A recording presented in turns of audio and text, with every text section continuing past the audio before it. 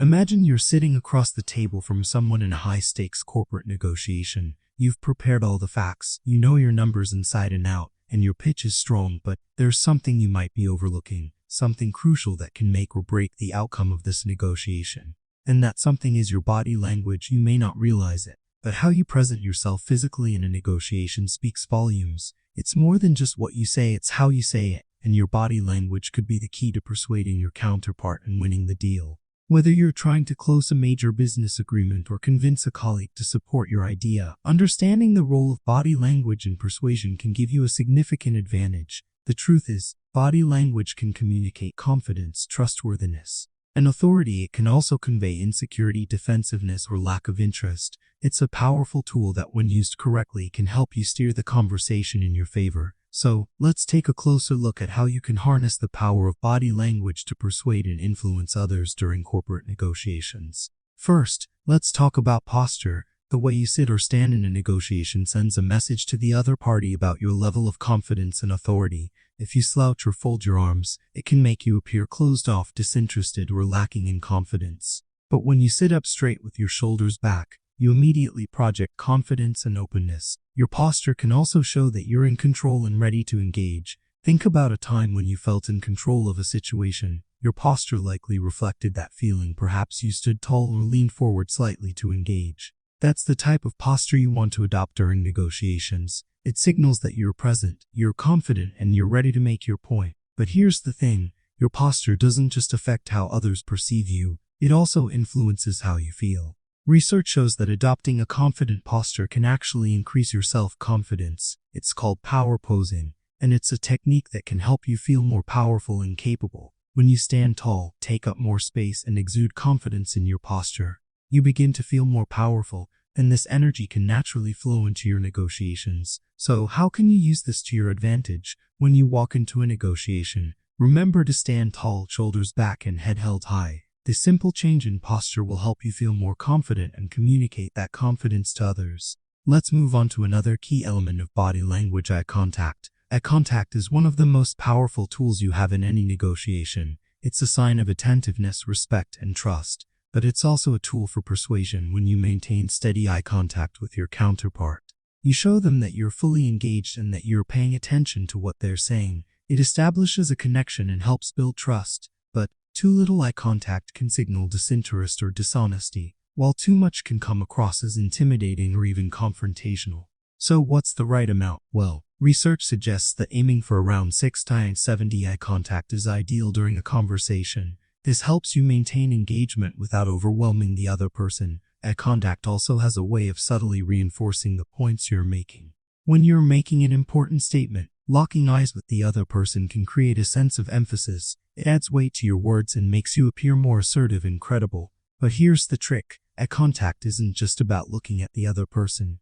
It's about showing interest. It's about listening intently to what they say and reacting accordingly. The best negotiators know how to use eye contact to signal openness, agreement, or even to subtly influence the direction of the conversation. Now, let's talk about gestures. Gestures are another vital component of persuasive body language. When you use your hands naturally while speaking, you can emphasize your points and make your communication feel more dynamic and engaging. On the other hand, if you keep your hands hidden or stiff, it can make you seem less confident or less open to conversation. So what type of gestures are most effective in negotiations? First, it's important to keep your gestures open and welcoming. When you gesture with open palms, it signals honesty, openness, and trustworthiness. It makes you appear less threatening and more approachable. You want to avoid closed gestures like crossing your arms or clenching your fists. These can make you seem defensive or aggressive, which is the opposite of what you want in a negotiation. Your goal is to appear open, collaborative, and solution-oriented. One of the most powerful gestures you can use during a negotiation is a slow, deliberate hand gesture that helps to emphasize key points. This shows that you're thoughtful and deliberate in your approach, and it can help guide the other person's attention to the most important aspects of your argument. So as you speak, use your hands naturally to reinforce your message, but remember to keep them open, relaxed, and controlled. This will help you come across as both confident and approachable. Next, let's focus on facial expressions. You might not think much about your facial expressions in a negotiation, but they play a significant role in how you're perceived. A neutral or pleasant expression conveys warmth and receptivity, while a frown or scowl can make you seem angry or dismissive. When you smile, you instantly make the other person feel more comfortable and open to collaboration. In fact, smiling is one of the easiest and most effective ways to establish rapport and create a positive atmosphere during a negotiation. But remember, timing is everything. Smiling too much or at inappropriate moments can make you seem insincere. So, be mindful of when you smile and make sure it feels natural. Smiling isn't the only facial expression that matters. Your eyebrows, your mouth, and even the way your eyes move can communicate your emotions and intentions. If you're listening to someone's point and you raise an eyebrow or nod, this shows that you're engaged in processing what they're saying. It helps the other person feel heard and validated. In contrast, if you furrow your brow or look away, it can signal disinterest or disagreement. The key is to be aware of your facial expressions and use them to reinforce your engagement, active listening, and collaboration during the negotiation. Finally, let's talk about the importance of mirroring in negotiations. Mirroring is a technique where you subtly imitate the body language of the person you're negotiating with. It's a powerful way to build rapport and make the other person feel more comfortable. When you mirror someone's gestures, posture, or facial expressions, it sends the message that you're in sync with them and that you understand their perspective.